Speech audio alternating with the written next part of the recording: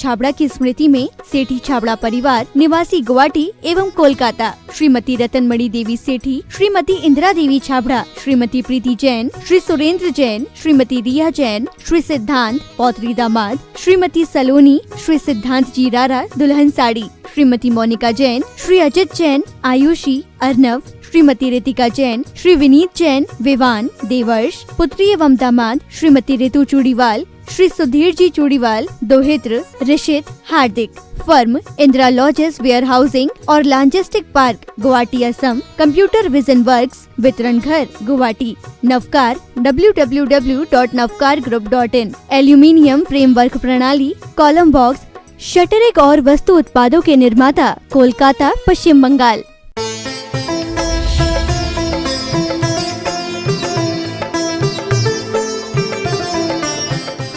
ईर्ष्या करने से तुम्हें कुछ भी हाथ में आने वाला नहीं है। जो पुण्य है वो भी तुम्हारा ह्रास हो जाएगा। क्या करे? वो 6 के 6 पुत्र और उनकी पत्नियां सब द्वेष भाव से जलती रहती हैं। और एक दिन उन्होंने अपनी प्रॉब्लम बता दी। और ये प्रॉब्लम सामान्य नहीं है, ये तो इंटरनेशनल प्रॉब्लम है। हर घर घर की परेशानी है। अगर एक पर प्यार बरसाए माता पिता तो दूसरे सहन नहीं कर सकते। ये उनका पुण्य भी तो है। ऐसा सोच करके उसके पुण्य की अनुमोदना करो तो तुम्हारा पुण्य दिन दुना रात चौगुना बढ़ता चला जाएगा। लेकिन और अपना पुण्य घटाते चले जाते हैं। अब उन्होंने कह दिया, पिताजी ऐसे बैठे बैठे ये धन्य खा नहीं सकता, उसको भी कमाने के लिए भेजो। ठीक है, पिता ने सोचा बड़ा तो हो गया है। एक दिन नौकर को बुलाया, सेवक को कहा कि जाओ इसके साथ में। और अब वह बिजनेस करने के लिए, व्यापार करने के लिए जाएगा। जो जन्म के समय पर स्वर्ण की अशर्फियाँ निकली थी उसमें से 100 स्वर्ण की अशर्फी उसे दे दी और कहा जाओ व्यापार करके आओ। पिताजी व्यापार कैसे करते हैं? ये जो स्वर्ण की अशर्फियाँ हैं ना, वो दे देना किसी को। इसके बदले में जो कोई भी तुम्हें चीज़ दे वो ले लेना। इसी का नाम है व्यापार। ऐसे वस्तुएं बदलते रहना और तुम्हारे हाथ में जो आता जाएगा वो व्यापार कहलाता है। और जब भूख लगे तो घर पे वापस लौट करके आ जाना। सेवक से कहा कि तुम बिल्कुल चुप रहना, तुम्हें कुछ भी नहीं बोलना है। उसका पुण्य जो बोल रहा है वो होने दो, कुछ भी उसमें हस्तक्षेप नहीं करना। अब वह सेवक चला गया। जैसे ही आगे बढ़ते हैं तो किसी ने देखा उसको और उसने भी देखा उसे। पूछा, क्यों भाई ये चीज़ बेचोगे तुम? क्या दोगे बदले में? ये स्वर्ण की अशर्फी दूंगा, इतनी सारी कलश भर के हैं। मेढ़ा बेचने वाला था, भेड़, बहुत अच्छी साइज की भेड़ थी।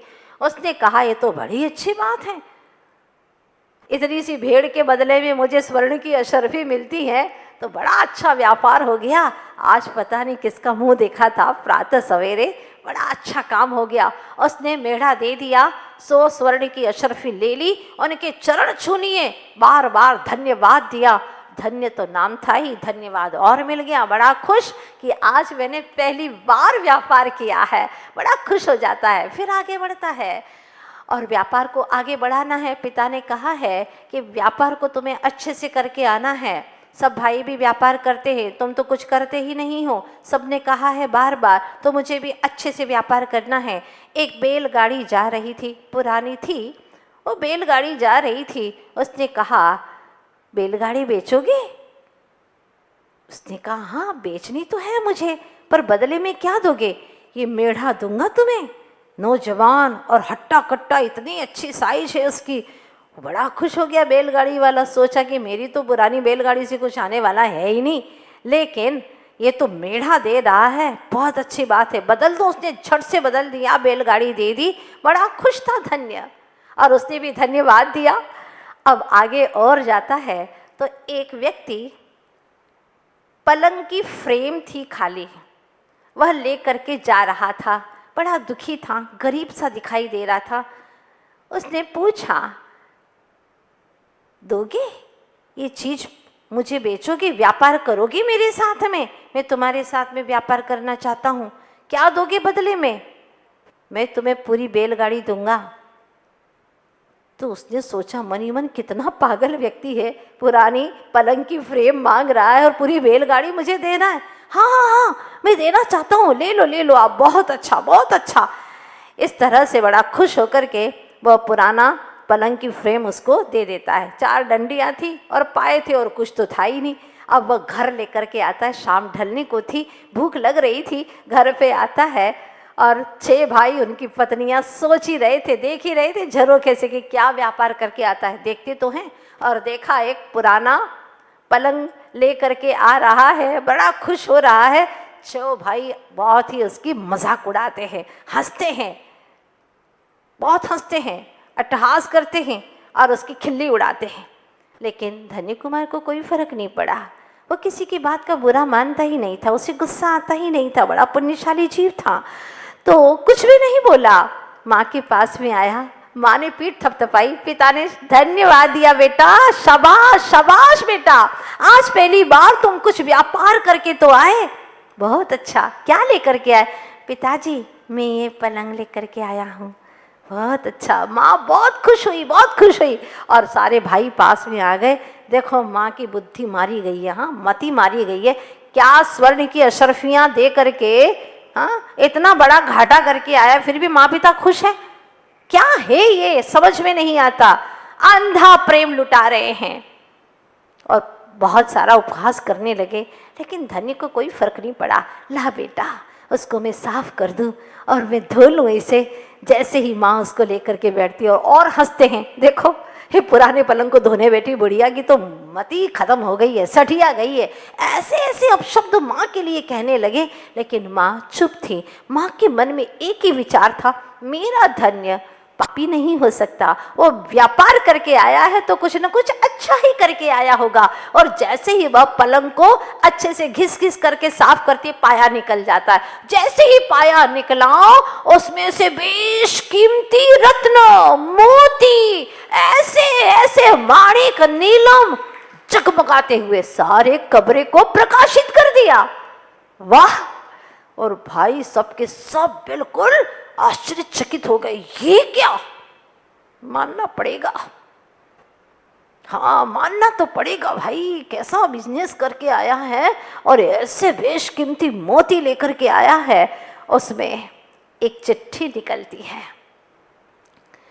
अब वह सेठ तो पढ़ना नहीं जानता था, पहले के लोग पढ़ना जानते नहीं थे, अक्षर नहीं पढ़ना जानते थे, पर राजा के पास में वह जाता है और राजा, क्योंकि पता है कि राजा हमारा इतना ईमानदार है, वो जो कहेगा वो हमारे लिए हितकारी ही होगा। वह चला जाता है राजा के पास में और सारी घटनाक्रम को सुनाता है। राजा तो जानता ही था धन्य कुमार को जिसने नाम रखा था। और अब वह चिट्ठी पढ़ता है तो राजा ने कहा, ये चिट्ठी सामान्य नहीं है, बड़ी रहस्यपूर्ण चिट्ठी है। आप लोग जानना चाहते हैं इस चिट्ठी के बारे में? आज नहीं कल शुभ योग है इसका। हाँ कल पढ़ेंगे चिट्ठी को, बहुत गजब की चिट्ठी है, पता नहीं कहाँ पहुंचाने वाली है। पुण्य का उदय आता है जिस जीव के जीवन में तो छप्पर फाड़ करके आता है। लेकिन काम ऐसा करो, शुभ शुभ करोगे तो लाभ लाभ होगा। इसीलिए घर के बाहर दरवाजे पर पहले शुभ लिखते हैं, फिर लाभ लिखते हैं। शुभ काम तो करते नहीं और लाभ ही लाभ चाहते हो लोभ के वशीभूत होकर, तो मिल भी जाएगा तुम्हें कोई पुराने पुण्य से, पर उसका भोग नहीं कर पाओगे। धन मिल जाता है, बीमार हो जाते हैं, भोग नहीं कर पाते, चोर चोरी करके ले जाते हैं, कई परेशानियों से घिर जाते हैं। इसलिए ऐसा सातिशय पुण्य कमाओ जिससे आपको वैभव तो प्राप्त हो, पर साथ साथ में भव का भी भ्रमण मिट जाए। ऐसा वैभव प्राप्त करो तो तुम्हारा जीवन सार्थक हो जाएगा। आखिर एक कहानी वहां पर आप लोग सोच रहे होंगे कि खीर कब बनेगी? समय पर ही बनेगी, शुभ मुहूर्त में ही बनेगी, हम नहीं बना सकते जल्दी से, इसलिए जल्दी मत करिएगा। और अभी रात का वहाँ समय चल रहा है, उजाला होगा, सुप्रभात होगा, खीर बनेगी, बड़ी टेस्टी खीर बनने वाली है। ऐसी टेस्टी खीर बनेगी कि आप सब लोगों के नाक के द्वार चौड़े हो जाएंगे, ऐसी सुगंध लेने वाले हैं आप लोग। हाँ ये कहानी कोई सामान्य नहीं है, आगम पुराण की कहानी है। तकदीर से लड़ाई इंसान की, ये कहानी है जी आगम पुराण की। तकदीर से लड़ा, करती रात दिवस माँ काम, बेटा रोता है एक शाम, माँ खिला दो ना मुझको भी खीर दूध की। सेठ देता है सामान, खीर बनना अब आसान, आई शुभ घड़ी विधि के विधान की। ये कहानी है जी आगम पुराण की, तकदीर से लड़ाई इंसान की। ये कहानी है जी आगम पुराण की। जन्म से ही पुण्य पार, धन ही धन का भरा भंडार, धन्य नाम से पुकारा पितु मात ने। उसका तीव्र पुण्य था, ध्यान रखना। जन्म से ही पुण्य पार, धन ही धन का भरा भंडार, धन्य नाम से पुकारा पितु मात ने। उसका तीव्र पुण्य था साथ, ईर्ष्या करते थे सब भ्रात, अब होती है परीक्षा पुण्य पाप की। ये कहानी है जी आगम पुराण की, तकदीर से लड़ाई इंसान की। ये कहानी है जी आगम पुराण की। अब देखते हैं कल दोनों ओर से क्या घटना घटने वाली है, प्रतीक्षा कीजिएगा और भक्तामर की ऐसी विशुद्धि से आराधना कीजिएगा कि उसको भी खीर किसी मुनिराज को आहार दान में देने का शुभ अवसर प्राप्त हो जाए। आप लोग भी भावना करिएगा, जन्मों जन्मों का पापी था वह जी, उसका पाप कटे, उसका पुण्य बढ़े, ये भावना करिएगा। बोलिए भक्तामर महामंडल विधान की जय, आचार्य गुरुवर्षि विद्यासागर जी महाराज की जय। जीवों, जिससे प्रेम होता है ना, उससे आप लोग डरते नहीं है, उससे आप मन की हर बात भी कह देते हैं, कुछ छिपाते भी नहीं हैं, उससे मिलने का मन भी करता है बार बार, जिससे प्रेम होता है। तो सच पूछो तो पाप से आपको बड़ा प्रेम है, पाप से बड़ा प्रेम है, उससे डरते नहीं है। जिससे प्रेम होता है ना, उससे डरते नहीं है, बिल्कुल नहीं डरते। बार बार करने को मन होता है, बार बार मिलने को मन होता है। ये तो बड़ा सौभाग्य है कि आप लोग पुण्य के मार्ग पर चल पड़े हैं, पाप का मार्ग छोड़ करके बड़ा सौभाग्य का क्षण आया है। वरना जिसके जीवन में पाप पंथ होता है, पाप की डगर पर चलता है, वो विश्वास में भी विष का वास करता है, विश्वास के स्थान पर विष का वास कर लेता है। मतलब जो तुम्हारे प्रति विश्वास रखता है, तुम भी उसके साथ में विष में वास कर लेते हो, अर्थात जहर घोल लेते हैं वे लोग। जैसे कि कहानी में आपने शुरू में देखा था कि वह विश्वास जिसने किया था सेठ ने, उसी के ऊपर उसने विष का वास कर लिया। कई बार देखते हैं कमिटमेंट करते हैं और मुकर जाते हैं लोग, वादा करते हैं पक्का पक्का, सच्चा सच्चा, इतने अच्छे भाषा में बोलते हैं, लेकिन वे मुकर जाते हैं। कहते क्या है, करते कुछ और है। पार्टनरशिप में आगे आगे आ करके आपके साथ में पार्टनर बनना चाहते हैं, लेकिन वह साथ नहीं देते, मन में बेईमानी रख लेते हैं। कई जगह ऐसा देखा गया है, साथ देते हैं ऐसा लगता है, लेकिन साथ देते देते इतना इकट्ठा कर लेते हैं और बाद में दिवालिया तो घोषित कर लेते हैं। अपनी बदनामी को भी वह नहीं देखते, अपना जीवन कलंकित हो जाए, पर जैसे तैसे कैसे भी आए, हाय पैसे आए। आपने देखा होगा कई सीरियल में कि जो हमारे अपने ही ग्रुप के लोग थे, वह अन्य दुश्मन के ग्रुप में मिल जाते हैं और अपने यहाँ की हर योजना को वहां पर बता देते हैं। बड़े बड़े राजे महाराजे हार गए, ऐसे ही हार गए, क्योंकि अपने लोगों ने जो वादे किए थे वो तोड़ दिए। ऐसा ही होता है और इस कहानी में भी कुछ ऐसा ही हुआ है। वास्तव में पापी का मन है ना, वो हमेशा पाप में ही जाता है, पुण्यकारों में लगता ही नहीं। यहाँ तक कि उसका धन भी पाप कार्यों में ही लगता है। पापी का पैसा पाखाना में तो लग जाता है। अच्छा से अच्छा पाखाना बनाओ, क्या काम का मल का पिटारा है वह, तो उसको अच्छा बनाता है, लेकिन अपना पैसा प्रतिमा में नहीं लगाता। पापी का पैसा विवादों में, वकीलों में तो चला जाता है, लेकिन भगवान की वेदी में नहीं जाता। कि सुंदर सी भगवान की स्वर्ण की या कि चांदी की वेदी बनवा लो, उसमें नहीं जाता। पापी का जो पैसा है वो भोगों में समाप्त हो जाता है, लाखों करोड़ों रुपए भोगों में बर्बाद कर देता है। लेकिन भगवान की एक मूर्त बना लूं, भगवान की भक्तमर की भक्ति कर लूं, उसमें वह धन नहीं लगा पाता। कौन लगाए? अपना समय कैसे हम वहां पर समाप्त करें? इससे तो अच्छा है एंजॉय करेंगे, खूब खाएंगे पिएंगे, भोगों में मस्ती में डूबेंगे और तीव्रतम पाप कर्म का बंध कर लेता है। यह तन पाय महातप कीजे या में सार यही है, ये नर तन मिला तप करने के लिए मिला है, विषय भोगों में गंवाने के लिए नहीं मिला। तो पापी का धन चोरी में चला जाता है, लेकिन वो चैरिटी में नहीं जा सकता। पापी का धन अपनी प्रसिद्धि कमाने में चला जाता है, लेकिन प्रभु की प्रतिष्ठा में नहीं जाता। ऐसा ही होता है, क्योंकि उसको सद्बुद्धि मिलती ही नहीं। सद्बुद्धि मिले तो अपना समय प्रभु की भक्ति में लगाए, और ऐसे भगवान 24 तीर्थंकर परमविद्रा की प्रभु की भक्ति में अपना मन लगा दे तो जन्म जन्मांतर के पाप तत्क्षण उसी क्षण ही समाप्त हो जाते। इतनी शक्ति है भगवान की भक्ति में। वरना कई बार पापी जीव योजना बनाता है, बड़ी बड़ी लंबी लंबी योजना बनाता है, जैसे कि कहानी में उस व्यक्ति ने भी बनाई थी। शुरुआत में जब योजना सफल नहीं होती है तो वह कभी कभी निमित्त को दोष दे देता है, तो कभी कहता है मैंने योजना ही गलत बना ली, मुझे ऐसी योजना बनानी ही नहीं चाहिए थी। तो कभी कहता है मुहूर्त ही गलत था, जिस कार्य को मैंने शुरू किया था जिस वक्त वो मुहूर्त ही ठीक नहीं था। तो कभी निमित्त पर, कभी योजना पर, कभी मुहूर्त आदि आदि पर वह दोषारोपण करता रहता है। तो कभी कभी कहता है गवर्नमेंट का इसमें कुछ न कुछ गड़बड़ी हुई है, पर को दोष देता है, लेकिन अपने उपादान को सुधारने का प्रयास नहीं करता। काश हम अपने आप को सुधारने का प्रयास करें तो कितना अच्छा हो। अब देखते हैं क्या होता है। उसकी जीवन की घटना तो आगे बढ़ती चली, और आपको मालूम है ना कि खीर की सामग्री सारी दी गई थी।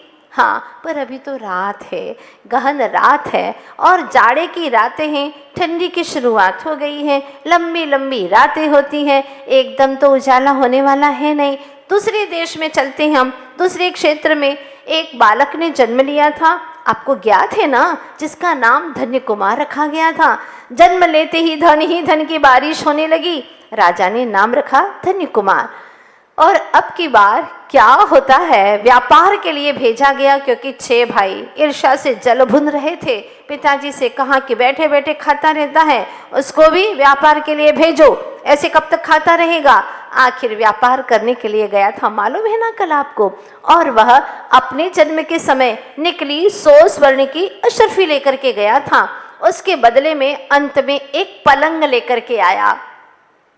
वो पलंग को देख करके भाइयों ने बहुत उपहास किया, बहुत मजाक उड़ाया, उसके खिल्ली उड़ाई, लेकिन उसको कोई फर्क नहीं पड़ा। वो तो सहज था, चाहे जो कुछ भी करना है करते रहो, लेकिन मुझे तो बस अच्छा ही सोचना है, यही लक्ष्य था, और जीवन में आनंद से ही जीना है। एक बात आपसे कहना चाहती हूँ, अगर कोई आपका बुरा करे तो आप उसके प्रति नफरत क्यों करते हैं? नफरत करने से क्या वो अच्छा हो जाएगा? बल्कि और बुरा होगा। आपको वो अच्छा नहीं लग रहा है, इसीलिए तो नफरत कर रहे हैं ना। तो एक बात ध्यान रखिएगा, नफरत करके क्यों बढ़ाते हो अहमियत उसकी? नफरत करके क्यों बढ़ाते हो अहमियत उसकी? माफ करके मान घटाने का तरीका भी अपना लो। माफ कर दीजिए ना उसे, आपका भी दिल स्वच्छ हो जाएगा, उसका भी मान घट जाएगा, वह भी आपसे द्वेष नहीं करेगा। इसीलिए बेहतरीन तरीका है स्वयं को सुधारने का भी, औरों को सुधारने के लिए भी हमारे जिनेंद्र भगवान ने कहा है। और एक बात ध्यान रखिएगा, जब आप बहुत छोटे होते हैं,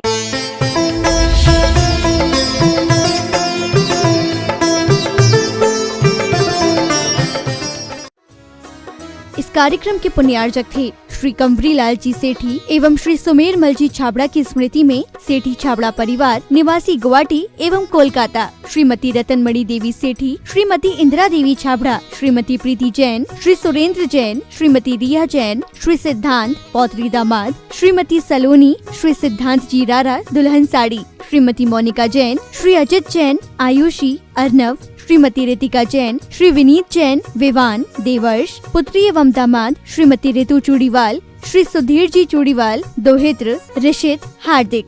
firm Indira lodges warehousing और logistic park, Guwahati, Assam. Computer vision works, वितरण घर, Guwahati. Navkar www.navkargroup.in। Aluminium framework प्रणाली, कॉलम बॉक्स, शटरिक और वस्तु उत्पादों के निर्माता, कोलकाता।